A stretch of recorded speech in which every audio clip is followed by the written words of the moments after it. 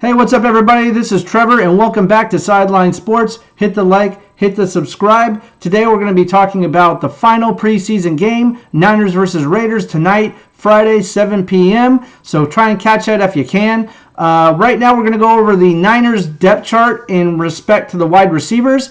Of course, we're waiting for Brandon Ayuk to sign, and we need him to sign pretty badly. That being said, I want to give some props to some of the other wide receivers on the team that I think can handle the load, even though they haven't had a lot of experience. Number one, Jauan Jennings. Jauan Jennings doesn't get a lot of credit because he's had about 19 catches, I think, last year altogether. But here's the thing. There are other players on the field that are stopping him from getting that production. You have Christian McCaffrey, Deebo Samuels, Brandon Ayuk, and George Kittle. Now, when those guys need the ball and want the ball, a guy like Jauan Jennings only gets to come in and play a certain number of downs. That being said, when he is called in, and there are some times when he is asked to make plays on very crucial downs, third, fourth down conversions needed, and he has come in and he has done that, and he's done it cleanly. He's made some very difficult catches. He's made some very good catches on the run as well. So I have a lot of confidence in Jauan Jennings, knowing that if he comes in, he is going to get some more playing time and be productive, and he's not going to let the team down. That being said, we definitely need Brandon Ayuk signed. We need that guy. But maybe at the wide receiver core, we're going to get a little help from Deebo Samuels as well, because now that we have Christian McCaffrey in the backfield, we don't need Deebo Samuels running the ball as much. Yes, we like him in the motion in the backfield, confusing all the defenses in the league, and we're going to see a lot of that. But I think we'll see a lot more of him in the wide receiver slot because we need that depth there. We got other players. Ricky Purcell was drafted as a rookie to come in and make a difference, but unfortunately, he kind of feels like he's made of glass. He's getting hurt all the time, and maybe that's just a fluke, and this is going to be over with, and he will start playing without injury very soon. But so far, he's been injured quite a bit when somebody even breathes on him. So, I mean, it's going to be hard to see this guy make the roster in any kind of capacity where he'll get any playing time for the beginning of the season anyway. Jacob Cowing's come up and shown great promise. I'm not sure that in a real live game when it counts that he's going to come through, but he's made a case for himself. I'm willing to take a look and see. I'd give him a chance. When the Jets come to town on Monday night, if you can throw him in there for a few plays just to see what he can do, why not? If we're winning by enough or if there's an opportunity, why not? There's other players like Ronnie Bell that had a great preseason and kind of just when it came time to make the team and make those big plays in preseason games, he just kind of got lost. He was never to be found. I don't know what happened. He didn't run his routes as crisply as he could. He couldn't get open. When the quarterback was scrambling, he didn't come back and help.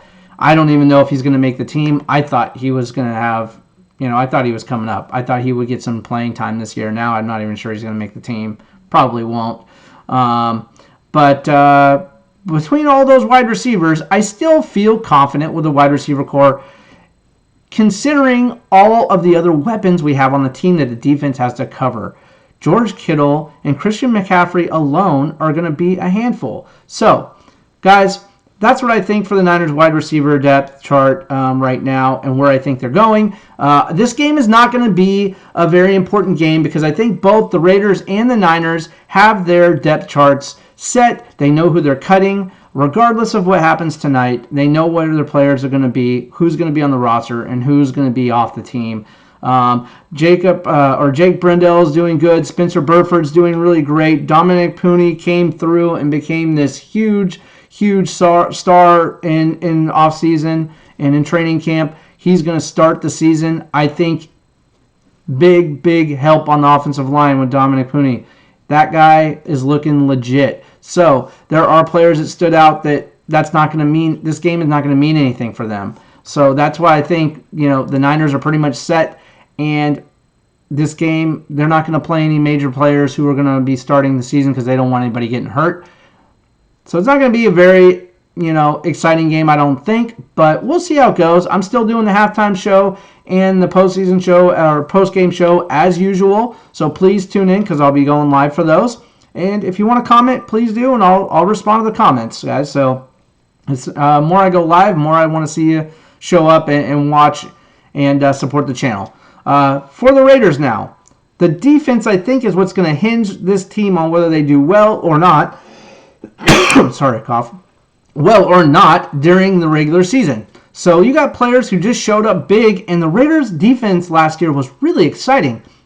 Max Crosby, Adam Butler, Matthew Butler, Charles Snowden. There were players on this team that are just really coming through and making this defense look amazing. So I think look out for the Raiders defense this year. They're going to be instrumental on how far this team can go.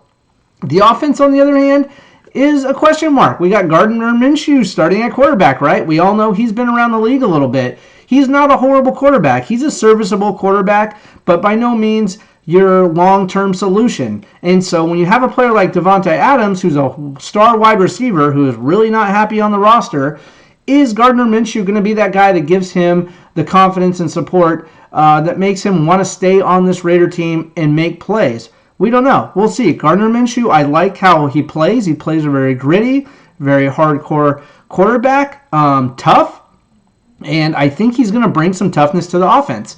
Whether Davante Adams likes where that ball is placed and how they're going to continue on with the offense is a question. So we're just going to have to see what happens with him.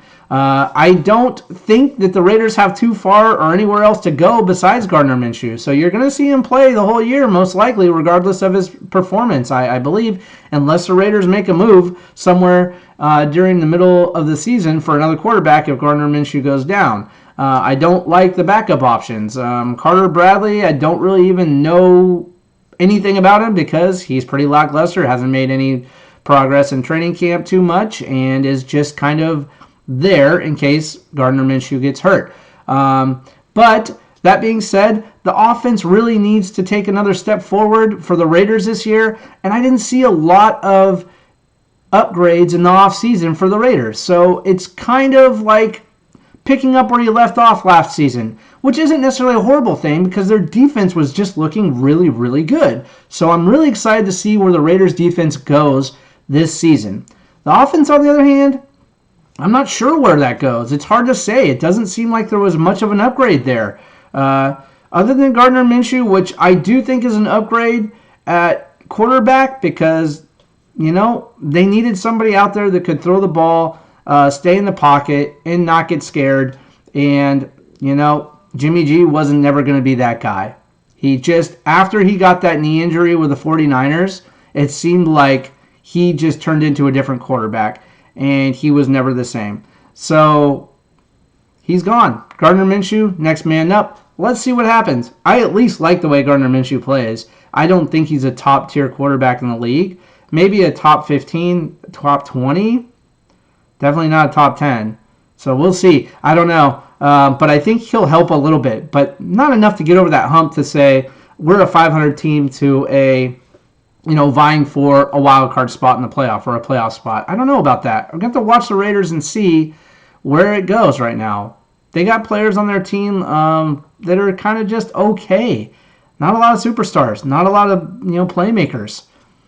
So I'm not sure where they go this year, but it'll be fun to watch them. It'll be fun to watch the defense, and we'll see if they can at least make a wild card spot or something like that. I'd say that's this team working and going in the right direction if they make a wild card spot at the end of the season. That's what I would say. So Raiders versus Niners, going to be a game to watch that is going to basically have a lot of guys still vying for a roster spot that probably are in a last-ditch effort to really make the team, but most likely won't.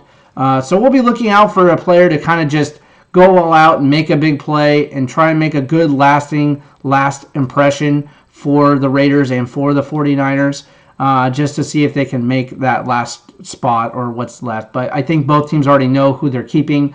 And again, that's why I don't think you're going to see starters on either side play. And if you do, it won't be very much. Pretty sure Dobbs is going to start for the 49ers, which, by the way, I think is playing out of his mind. I love the idea of him being the second quarterback behind Brock Purdy. I don't know if that's going to happen, but I would love to see him be the backup. I think he's earned it. I think he's done really well, not just in the preseason training camp, but in the games, he's been more than serviceable. He's made plays. He's run the ball when the play is broken down and gained yardage. He ran the ball in for a touchdown a couple of times in the preseason games. So I like what I see from him, and I think I'd feel comfortable with him being the backup quarterback. So I hope that's the way Shanahan goes.